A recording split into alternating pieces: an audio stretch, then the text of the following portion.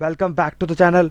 दोस्तों, आईटीआर भरने का टाइम नज़दीक आ चुका है। 1 अप्रैल 2024 से आईटीआर फाइलिंग स्टार्ट हो जाएगी, लेकिन आपको जून या जुलाई में ही आईटीआर भरना है, क्योंकि आपका जो टीडीएस फाइलिंग की जो डेट होती है, लास्ट डेट वो 31 मई होती है, और आपका एआईएस अपडेट या 26 अपडेट बहुत लेट होता है, तो उसके बाद ही आपको आईटीआर भरना है। बट आज के वीडियो में हम लोग डिस्कस करेंगे कि आपको कौन सा आईटीआर फॉर्म असेसमेंट ईयर 24-25 के लिए भरना है, और कितने तरीके के फॉर्म्स होते हैं जो आपके लिए आपकी सूटेबल इनकम के हिसाब से आपको सूट करेंगे, और आपको वही फॉर्म भरना है। तो आगे वीडियो में हम लोग ये डिस्कस करेंगे कि कितने तरीके के फॉर्म्स होते हैं और कितनी कितनी इनकम पे कितना कितना आपको कौन सा फॉर्म आपको भरना है।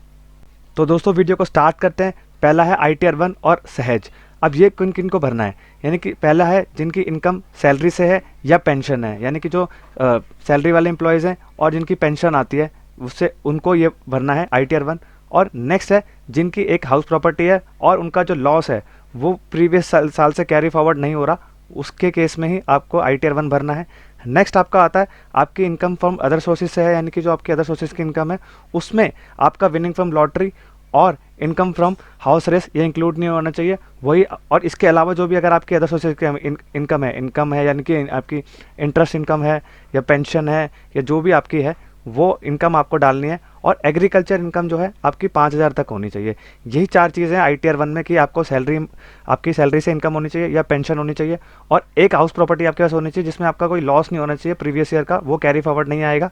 और थर्ड आता है अदर सोर्सेज की इनकम, जिसमें आपको विनिंग फ्रॉम लॉटरी और इनकम फ्रॉम हाउस रेसिस वो इंक्लूड नहीं होगी। और एग्रीकल्चर इनकम आपकी 5,000 तक होनी चाहिए। ये आईटीआर 1 आपको इन चारों इनकम पे भरना होगा। अब देखते हैं कि आईटीआर 2 कौन कौन से इनकम या कौन कौन से पर्सन्स को भरना है। अब इनकम जिनकी है वो सैलरी और पेंशन से है, उनको तो भरना ही भरना है। इनकम फ्रॉम हाउस प्रॉपर्टी उनको भी भरना है। अब अदर सोर्सेज की इनकम जो आपने आईटीआर 1 में पढ़ी थी, उसमें क्या होगा कि लॉटरी और हॉर्स रेस का इनकम इंक्लूड होगा, वो आपको आईटीआर 2 में भरना है। और आप किसी कंपनी में डायरेक्टर हैं, उसमें भरना है। नेक्स्ट आपका है किसी आपने इन्वेस्टमेंट करी है अनलिस्टेड इक्विटी शेयर्स में किसी भी प्रीवियस ईयर में, यानी कि किसी फाइनेंशियल ईयर में भर रहा है, तो आपने इन्वेस्ट किया है तो आपको करना है।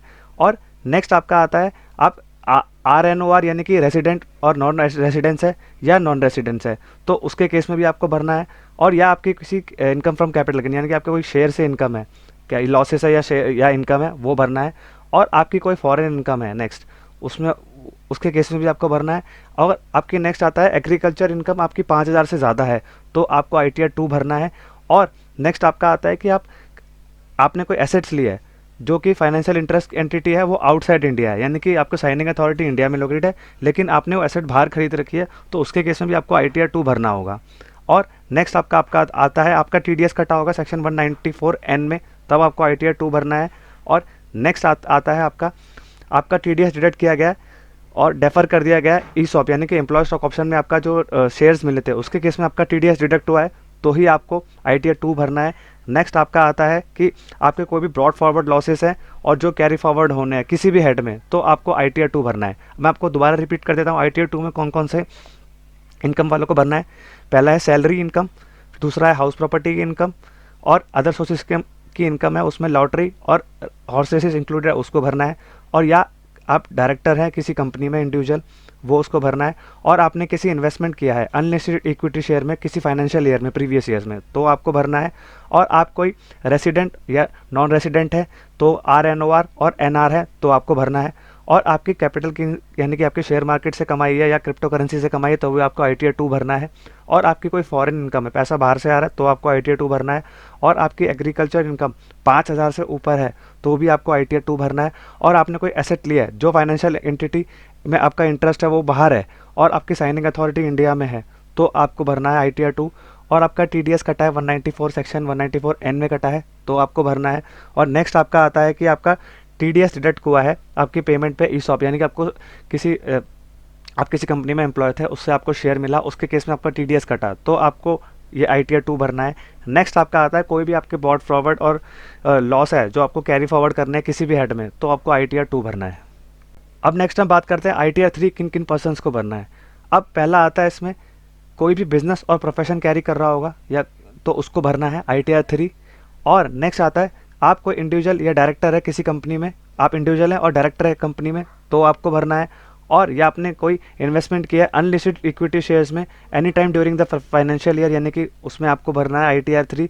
और उसमें आप अब नेक्स्ट आता है आपका आता जो रिटर्न में include income from house property, salary, pension, income from other sources, यानी कि आपको जो भी आपकी इनकम है ITR 3 में, यानी कि हाउस प्रॉपर्टी, सैलरी, पेंशन और इनकम फ्रॉम अदर सोर्सेज, वो भी अगर आपकी इनकम है इसके अलावा, यानी कि बिजनेस की इनकम भी है और सैलरी भी है और अदर सोर्सेज की इनकम भी है, तो भी आपको ITR 3 भरना है। नेक्स्ट आपका आता है आप किसी पार्टनर है फर्म में, तो भी आपको ITR 3 भरना है। मैं रिपीट कर देता हूँ कि आप कोई बिजनेस और प्रोफेशन चला रहे हैं तो आपको ITR 3 भरना है। आप डायरेक्टर है और इंडिविजुअल डायरेक्टर है किसी कंपनी में, तो आपको भरना है। आपने किसी अनलिस्टेड इक्विटी शेयर्स हेल्ड किया प्रीवियस फाइनेंशियल ईयर में या प्रीवियस ईयर में, तो आपको ITR 3 भरना है। नेक्स्ट आपका आता है आपके बिजनेस के अलावा कोई सैलरी इनकम है, पेंशन ले रहे हैं या कोई अदर सोर्सेज की इनकम है, तो आपको ITR 3 भरना है। और लास्ट आता है आपका आप एक फर्म में पार्टनर है, तो उसके केस में आपको सेक्शन 10(2)A में होता है, उसमें आपको ITR 3 भरना है। अब नेक्स्ट हम बात करते हैं ITR 4 किन किन पर्सनस को भरना है। अब बिजनेस इनकम है जो प्रेजेंटिव टैक्सेशन सेक्शन 44AD और AE में आते हैं। अब ये जो है प्रेजेंटिव टैक्सेशन का सेक्शन, पहले इसकी जो लिमिट हुआ करती थी 2 करोड़ तो हुआ करती थी, 1 करोड़ के ऊपर था आपको बुक्स बनाना मैंडेटरी है, लेकिन 2 करोड़ तक आपका प्रेजेंटिव टैक्सेशन लगता था। लेकिन ये लिमिट को चेंज कर दिया गया, अब आपको 3 करोड़ तक की इनकम पे प्रेजेंटिव टैक्सेशन को स्कीम को ऑप्ट कर सकते हैं। लेकिन इसकी एक कंडीशन है कि आपको 95% ऑफ ट्रांजैक्शन जो थी वो ऑनलाइन मोड में करनी पड़ेगी और 5% ऑफ ट्रांजैक्शन होगी वो कैश मोड में, या 5% से और 5% से नीचे तक, तो आपको ये प्रिजम्पटिव टैक्सेशन का ऑप्शन दिया जाएगा 44AD में। तो इसके केस में आप 6% और 8% डिक्लेयर करके जा सकते हैं। तो ITR 4 इन केसेस से भरना है। अब प्रोफेशनल इनकम सेक्शन 44AD(A) में उसकी जो लिमिट पहले हुआ करती थी 50 लाख हुआ करती थी, अब उसको बढ़ा के 75 कर दिया है। लेकिन उसकी कंडीशन वही है 95% ऑफ ट्रांजैक्शन जो है वो ऑनलाइन मोड में ही करना पड़ेगा। अब नेक्स्ट आता है आपका इनकम फ्रॉम सैलरी और pension up to 50 lakh. 50 lakh तक की जो भी आपको इनकम ऑफ सैलरी या पेंशन मिल रही है, तो आपको ITR 4 भरना है।